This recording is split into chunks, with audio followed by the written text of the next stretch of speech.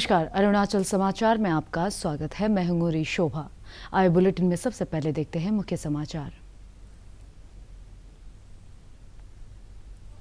नई दिल्ली में भाजपा संसदीय दल की बैठक। प्रधानमंत्री नरेंद्र मोदी ने सांसदों से यह सुनिश्चित करने को कहा, हर कोई आजादी के अमृत महोत्सव का बने हिस्सा।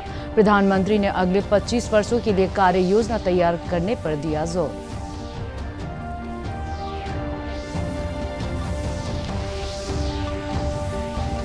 देश भर में पिछले 24 घंटे में कोविड के 29,679 नए मामले और 42,363 रोगी हुए स्वस्थ। अरुणाचल प्रदेश में कोविड संक्रमण के 490 नए मामले और 435 रोगी हुए स्वस्थ।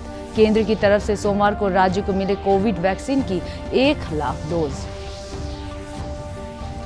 मणिपुर सरकार ने टोक्यो ओलंपिक में वेट लिफ्टिंग में सिल्वर मेडल जीतने वाली मीराबाई चानू के सम्मान में इम्फाल में आज आयोजित कार्यक्रम में राज्य पुलिस में एएसपी पद पर नियुक्त और 1 करोड़ रुपए नगद पुरस्कार से किया सम्मानित।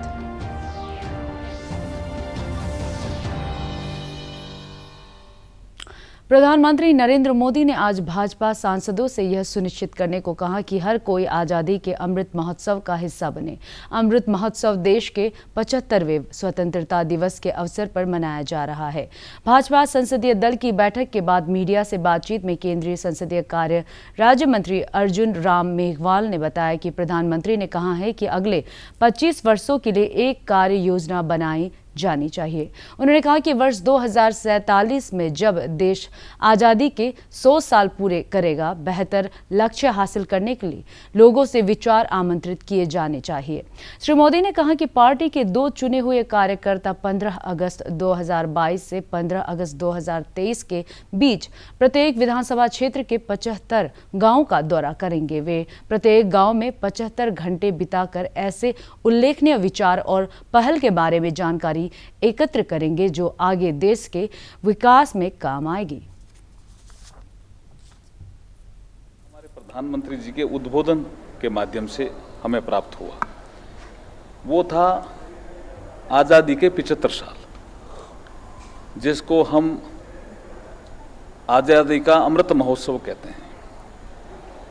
प्रधानमंत्री जी ने ये कहा कि इस अवसर पर जनता ने हमें आशीर्वाद दिया है। सभी सांसदों को संबोधित करते हुए कहा कि जनता ने हमें आशीर्वाद दिया है। जन जन के दिल में और दिमाग में ये भाव उत्पन्न करने का अवसर है कि मैं देश के लिए कुछ करूं, मैं देश के लिए कुछ अच्छा सोचूं और कर्तव्य भाव से देश की सेवा करूं।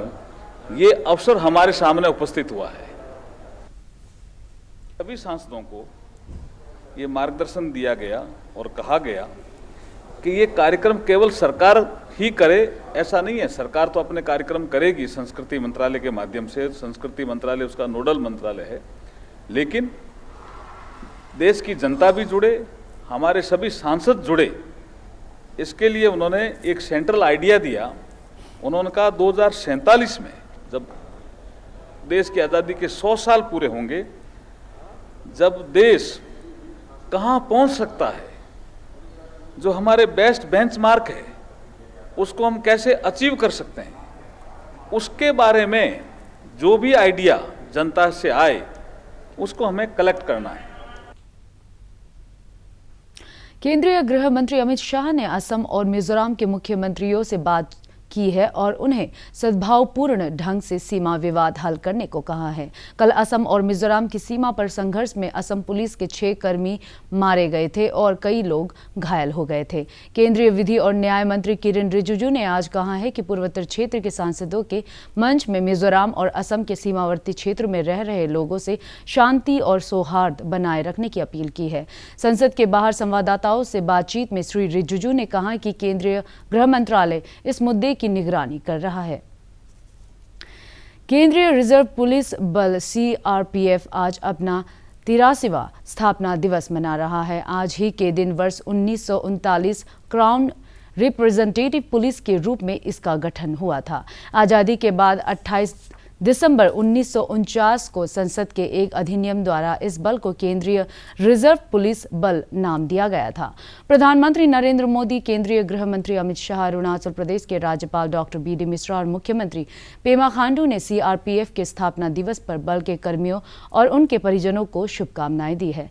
प्रधानमंत्री ने कहा कि राष्ट्रीय एकता को और मजबूत करने में सीआरपीएफ का योगदान सराहनीय है।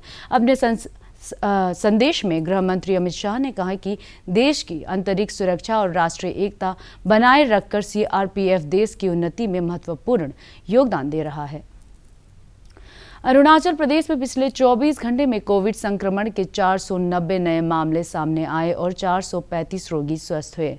इस दौरान कोविड से 2 रोगी की मौत होने से राज्य में इस महामारी से मरने वालों की संख्या बढ़कर 218 हो गई है। राज्य में कोविड के सक्रिय मामलों की संख्या 4,319 है और रिकवरी दर 90.21% है। सोमवार को कोरोना जांच के लिए राज्य भर से 6,574 सैंपल एकत्र किए गए। प्रदेश में दर्ज किए गए नए मामलों में सबसे अधिक ईटानगर राजधानी क्षेत्र से 136, पापुमपारे से 35, चांगलांग से 34, लोहित से 32, लोअर सुबनसिरी और अपर सुबनसिरी जिले से 31 मामले शामिल है। जबकि स्वस्थ हुए रोगियों में सबसे अधिक ईटानगर राजधानी क्षेत्र से 114, लोहित से 40, लोअर सुबनसिरी से 33 और तवांग जिले से 30 रोगी शामिल है। अरुणाचल प्रदेश में अब तक 8,31,415 कोविड टीके लगाए जा चुके हैं और 3,42,470 टीके उपलब्ध हैं। मुख्यमंत्री पेमा खांडू ने अपने एक ट्वीट में बताया कि राज्य को सोमवार को कोविड वैक्सीन कोविशील्ड की 1 लाख डोज प्राप्त हुई है और इससे प्रदेश के सभी लाभार्थियों को निर्धारित समय में कोविड का टीका लगाने के अभियान को गति मिलेगी। ईटानगर पुलिस स्टेशन के प्रभारी पी सीमी ने लोगों से दोपहर 3 बजे से सुबह 5 बजे तक लागू कोविड कर्फ्यू के दौरान अपने घरों में ही रहने की अपील की है। हर जगह में बढ़ गया क्योंकि नहीं मानने के कारण गवर्नमेंट जो करता है अच्छा के लिए करता है। तो अभी लास्ट सोल्यूशन देखा है कि मूवमेंट तो कम होना है बोल के 3:30 से ही अभी डिस्ट्रिक्ट मजिस्ट्रेट गवर्नमेंट डिक्लेयर किया गया है कि मूवमेंट नहीं होना है। और ऑफिस में कोई लोग बहाना करता है, ऑफिस में गया था, ऑफिस से आया है, ऑफिस को भी वो बहाना को ख़त्म करने के लिए ऑफिस को 1:30 को ऑफिस ख़त्म होना है। तो 2:30, 3:30 2 घंटा कम्प्लीटली अपना घर जाने के लिए मौका दिया गया है। तो कोई भी ऑफिस है, जो भी ऑफिस चल रहा है, इसमें बहाना नहीं बनाने से अच्छा है क्योंकि अभी घर में रेस्ट करने से ठीक होगा। देश भर में पिछले 24 घंटे में कोविड के 29,679 नए मामले दर्ज किए गए और 42,363 रोगी स्वस्थ हुए। इस दौरान कोविड से कुल 415 रोगियों की मौत हो गई। केंद्रीय स्वास्थ्य मंत्रालय के अनुसार इस समय देश में कोविड के कुल 3,98,100 सक्रिय मामले हैं और रिकवरी दर बढ़कर 97.37% हो गई है। भारतीय आयुर्विज्ञान अनुसंधान परिषद ICMR के अनुसार अब तक देश में 44 करोड़ 19 लाख से अधिक कोविड टीके लगाए जा चुके हैं और पिछले 24 घंटे के दौरान 66 लाख से अधिक कोविड टीके लगाए गए। पिछले 24 घंटे में 17,20,000 से अधिक कोविड जांच की गई। मणिपुर सरकार ने टोक्यो ओलंपिक में वेट लिफ्टिंग में सिल्वर मेडल जीतने वाली मीराबाई चानू के सम्मान में इम्फाल में एक कार्यक्रम आयोजित किया। इस अवसर पर मुख्यमंत्री एन बीरेन सिंह सहित कई गणमान्य व्यक्ति मौजूद थे। मुख्यमंत्री ने मीराबाई चानू को राज्य पुलिस में ASP के पद पर नियुक्त देने के अलावा 1 करोड़ रुपए का नगद पुरस्कार दिया। इससे पहले कल शाम स्वदेश लौटने पर नई दिल्ली में टोक्यो ओलंपिक में भारत के लिए पहला पदक जीतने वाली मीराबाई चानू का भव्य स्वागत किया गया। केंद्रीय युवा कार्य और खेल मंत्री अनुराग ठाकुर के आवास पर आयोजित सम्मान समारोह में केंद्रीय विधि और न्याय मंत्री किरेन रिजिजू, पूर्वोत्तर क्षेत्र विकास मंत्री जी किशन रेड्डी, केंद्रीय मंत्री सर्बानंद सोनोवाल और युवा कार्य और खेल राज्य मंत्री निशित प्रमाणिक ने भी चानू और उनके कोच का सम्मान किया।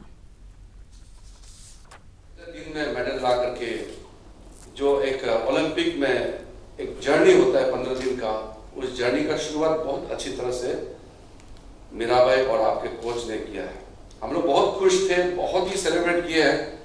आने वाले दिन में हम उम्मीद करते हैं कि आपका प्रभाव बाकी खिलाड़ियों को भी पड़ेगा और उसका अच्छा नतीजा आएगा। कुछ हमारे खिलाड़ियों ने अच्छा प्रदर्शन किया, कुछ लोगों का लक ठीक नहीं था, अभी सही तरीके से खेल नहीं पाए। तो खेल में होते हैं, ओलंपिक्स एक ऐसा स्तर है, दुनिया का सबसे बेस्ट आते हैं तो वहां कोई किसी का आंसू गिरता है, किसी का खुशी दौड़ती है, ऊपर नीचे गिरना उठना, बहुत ये फुल ऑफ इमोशन है। इसलिए कहते हैं कि मेडल तो मेडल से नहीं बनते हैं, वो खून पसीने मेहनत से बनते हैं। हम लोग कहते हैं कि medals are made of blood sweat and tears. मेहनत से, आपके बरसों की तपस्या से मेडल बनती है, ये कोई मामूली चीज नहीं है। इसलिए ओलंपिक के मेडल का अपने आप में बहुत खास होते हैं। Prime minister ji and sports minister ji दोनों को मैं थैंक यू बोलना चाहती हूँ। उन्होंने मुझे बहुत कम समय में यूएसए में ट्रेनिंग के लिए भेजा था। बहुत कम, एक दिन में पूरा सब कुछ अरेंज करके मुझे यूएसए के लिए भेजा था, ताकि मुझे ट्रेनिंग अच्छा करे ओलंपिक में मेडल आने के लिए। तो बहुत ही सपोर्ट रहा मुझे, ट्रेनिंग अच्छा हुआ और उनकी वजह से, हमारी टॉप स्कीम की वजह से मैं आज ओलंपिक में पहला दिन सिल्वर मेडल जीत। असम राइफल्स और राज्य पुलिस की संयुक्त टीम ने तिराप जिले के लाजू में ऑपरेशन के दौरान तलाशी अभियान के दौरान NSCN KYA समूह के 2 सदस्यों को गिरफ्तार किया। पुलिस ने उनके पास से .32 mm पिस्टल, 1500 ग्राम RED, AK-47 के जिंदा कारतूस सहित बड़ी मात्रा में हथियार और आपत्तिजनक सामग्री बरामद किया है। असम राइफल के अनुसार NSCN के गिरफ्तार दोनों मिलिटेंट्स 15 अगस्त से पहले सुरक्षा बलों के खिलाफ विस्फोटक सामग्री लगाने की फिराक में थे।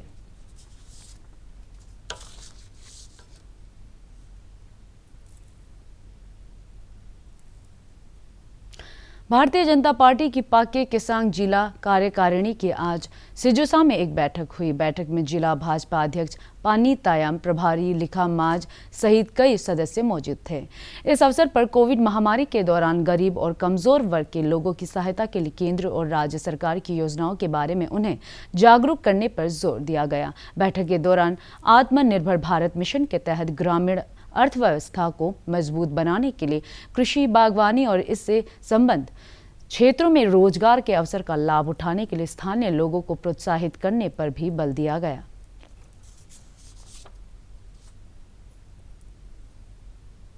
किसी को गांव-गांव तक पहुंचाना, उस पॉलिसी को जानना आपका पंचायत लीडर का रिस्पॉन्सिबल बनता है, हमारा पार्टी कार्यकर्ता का रिस्पॉन्सिबल बनता है। उसको जान के हम सरकार क्या काम कर रहा है, पार्टी स्टेट में क्या काम कर रहा है, मोदी जी का स्लोगान को, पेमा खांडू का स्लोगान को कि वोकल फॉर लोकल, आत्मनिर्भर अरुणाचल, सबका साथ सबका विकास, आप हम सब मिलके गाँव-गाँव तक पहुंचा देना है।